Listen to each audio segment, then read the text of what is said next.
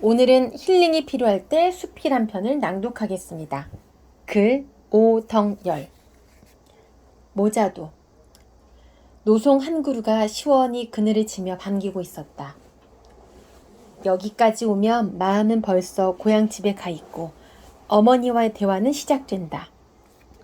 찻길에서 시골길로 접어들어 싸목싸목 10여 분쯤 걸었다. 노송의 그늘 아래에는 침묵의 너럭바위가 있어 천년 세월을 함께 지켜오고 있는 것이다.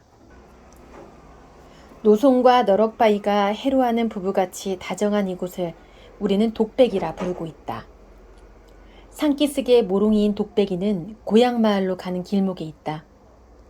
여기선 갈 길 먼 길손도 쉬어가고 바쁜 농군도 긴 여름날 한나절 고된 일손을 놓은 채 신선이 된다. 고향 찾는 길, 독백이에 이르면 이삭처럼 흘려있는 고향의 정담을 줍기에 바쁘다. 어린애처럼 희망에 부풀어 꿈길에도 오가던 고향길은 지신말리, 저 밑에서 토해내는 열기로 확확거렸다. 보리밭 사이길로 접어들자 어머니의 채취 같은 잘 익은 보리내음이 온몸을 휘감기 시작했다. 둘러싼 세상살이의 어려움은 마침 아침 햇살에 쫓기는 어둠같이 사라져갔다. 마음은 텅 빈 무념의 상태라고나 할까? 모천을 찾아 파도를 비상하는 회귀여가 되어 고향 찾는 길에 독배기에 머물러 쉬고 있다. 너럭바위에 지난 일이 그립게 떠오르고 여기가 보통이 아닌 곳만 같아진다. 무릉도원이 따로 있지 않을 것도 같다. 노송은 너럭바위로 한층 더 높은 격을 얻었다. 너럭바위 또한 노송으로 하여 다사로운 혈맥이 돌아 부처님 같은 인자한 가슴을 열게 되었다. 노송과 너럭바위, 이 오솔길에까지 풍류를 잃지 않은 자연의 조화가 놀랍기만 하다. 노송은 달밤이면 하늘에서 솔솔 내리는 설화의 명주실타래를 사려왔는가 보다.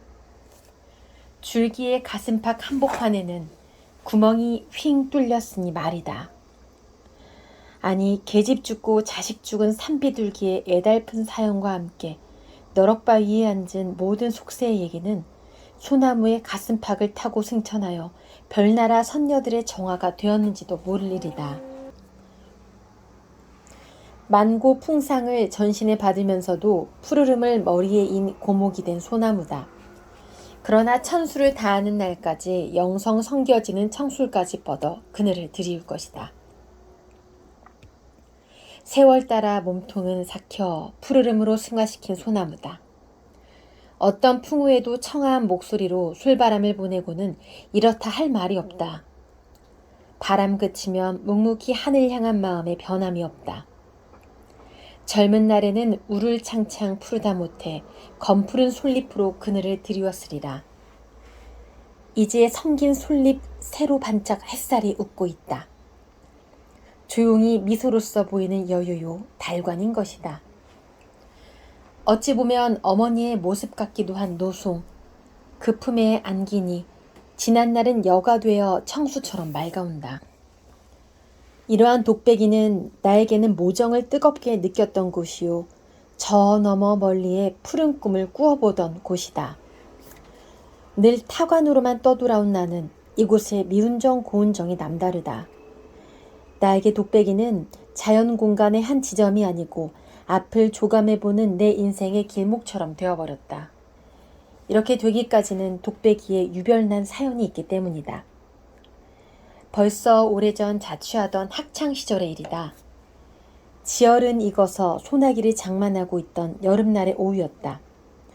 호박잎도 숨을 죽인 울타리 밑에서 닭들도 모가지를 내리고 날개를 벌린 채 헐떡이고 있었다.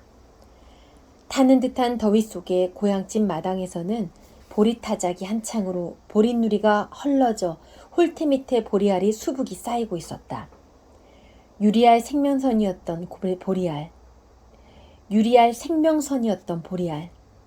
그 곱살미에도 희망이 한밭꽃처럼 피어났고 바윗돌 틈새를 흐르는 샘물처럼 맑게 천품을 잃지 않았다. 그것은 비바람에도 독배기의 노송처럼 푸르름을 간직할 뿐 별 말씀이 없으신 어머니의 가마력 때문이었다. 고향집에 도착했을 때 아직도 해는 칠봉산 위에서 저녁노를 우리며 이글거리고 있었다. 어머니는 남새밭 상추에 식은 밥 한 덩이를 받쳐주셨다. 그 까만 꽁보리밥의 맛은 잊혀지지 않는다. 봐봐, 너 본지 오래로구나. 한 입 쓸어 넣던 이 도령이 먹던 밥은 넉살이었지만 내가 먹은 밥은 꿀맛이었다. 우리네 생활은 항상 오늘보다는 내일을 바라보며 둘려서 사는 것이지만 그 여름의 현실은 너무 아팠다. 보릿고개를 막 넘긴 뒤라서 보리로 돈을 살 겨를도 없었다. 그때 사정은 자세히 생각나지 않으나 어찌된 일인지 자취짐도 챙기지 않고 빈몸으로 집을 나서고 말았다. 학교를 그만두겠다는 성급한 결단이 섰었던지 독배기의 노속 밑에 머물러 앉아 배움과 인생에 대해서 골똘히 생각했던 것 같다. 고개를 떨구고 두 눈에서 고뇌의 찌꺼기가 단물처럼 뚝뚝 떨어지고 있을 때였다. 주위는 점점 어두워오는데 심골을 파고드는 인기척을 느꼈다. 아가, 선아 맘 먹어라. 꿈속에서 아련히 들려온 달인의 말씀처럼 온몸에 퍼져 절절하게 파고들었다. 어머니가 옆에 와 계신 것이다. 그러나 나는 요지부동 말이 없었다. 아나, 요것 가지고 가거라. 껐다. 어머니의 음성은 속으로 스며들어 한이 되는 듯했다. 떨리는 음성과 함께 호미자루에 달아 지문도 찾을 길 없는 어머니의 손엔 똘똘 말린 몇 푼의 돈이 부르르 떨고 있었다. 순간 벌떡 일어나 걸음을 재촉하고 말았다. 그냥 그대로 어머니의 모습을 대할 수가 없었던 것이다. 멀어져가는 나를 향해 어머니는 안절부절 못하며 내 이름만 분간하기 어려운 목소리로 부르다가 노속 밑에 그대로 서지는 것이었다. 벌써 산비탈 밭엔 푸른빛이 깃을 접고 저녁 노른 어머니의 후광처럼 선역 하늘에 물들고 있었다. 어머니는 인고의 세월자락 누빈 치마폭에 얼굴을 굽고 계셨다. 나는 걷던 걸음을 멈추고 꼼짝 못하고 서 있었다. 한참 뒤 어머니는 가만히 고개를 들어 저녁놀이 고운 제 너머의 하늘을 우러르고 계셨다. 어머니의 모습은 간절한 소망을 간구하는 장하고 거룩한 보살이었다. 어머니는 정화수상 앞에서 머리 곱게 빗고 두 손 모아 천지신명께 빌던 그런 바람으로 서 계셨다.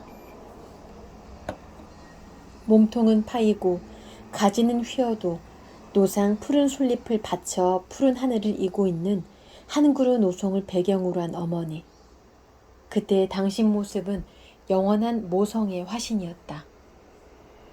독배기를 지날 때면 모정이 응숭 깊은 한 폭의 모자도를 머릿속에 떠올리곤 한다. 고독한 내 영혼을 어루만져줄 영원한 모자도를. 천자문. 빛바랜 천자문이 사랑방 벽에 걸려있다. 어쩌다 사랑방에 들어서 이 천자문과 마주칠 때면 어린 시절로 돌아가곤 한다. 그것은 나에게 문자에 눈을 뜨게도 하였지만 거기에 얽힌 여러 가지 사연 때문이다. 두메 산골에서 자란 나는 어릴 적에 산과 들에서 소에게 풀을 뜯기며 꼴배기를 좋아했다. 그런데 어느 해 봄 우리 집 사랑방에 서당을 앉혀 글소리가 마을에 퍼졌다. 소 먹이기를 좋아하던 나도 잠시 서당방에 얽매이고 말았다. 이때 처음으로 배우기 시작한 책이 천자문인 것이다. 소를 몰고 쏘다니던 나는 글방에 붙어있지를 못하고 건성건성 놀기가 일쑤였다. 훈장이신 큰 할아버지의 눈을 피하여 틈만 보이면 서당 아이들과 땡꽁치기, 땅 뺏기, 탐비치기에 재미를 붙였었다. 땀과 흙고물이 뒤범벅이 된 얼굴로 정신없이 나대는 것이다. 그러다가도 어서 글 읽어라 하는 호령에는 모두 무릎을 꿇고 둘러앉아 일제히 초성을 뽑는다. 글 읽는 소리는 벌떼처럼 꾸역꾸역 우르너무니 동네가 온통 함께 글을 읽었다. 처음에는 몸을 앞뒤로 흔들며 목청을 돋우었다. 그러나 뒤로 가면서 모르는 글자에 부딪히니 맥이 빠지는 것이다. 옆에서는 눈을 감은 듯 뜨고 책은 보는 둥 마는 둥 잘잘 외우고 있지라는가. 하늘이 높음에 해와 달이 밝고 땅이 두터움에 풀과 나무가 자라는도다. 낭랑한 음성에 한자 막힘없는 모습이 부러웠다. 그런데 나는 책은 안 읽고 천자문을 나무라기 시작했다. 왜 이리 재미도 없고 어려운 글자만 모여있을까? 학어집이나 명시무감을 배웠으면 하는 것이 나의 바람이었다. 천자문 읽기에 재미를 붙이지 못하고 모르는 글자는 중얼중얼하면 읽는 척 책장만 앞뒤로 뒤적였다. 그러니 한지의 필사본인 천자문은 부풀어만 갔다. 모서리가 달아 한두 자 읽을 수 없게 되고 말았다. 천자문은 이렇게 괴롭힘을 당하면서도 아무런 말이 없는 것이다. 책의 소중함을 깨달을 때까지 참고 기다려보기로 한 모양이다.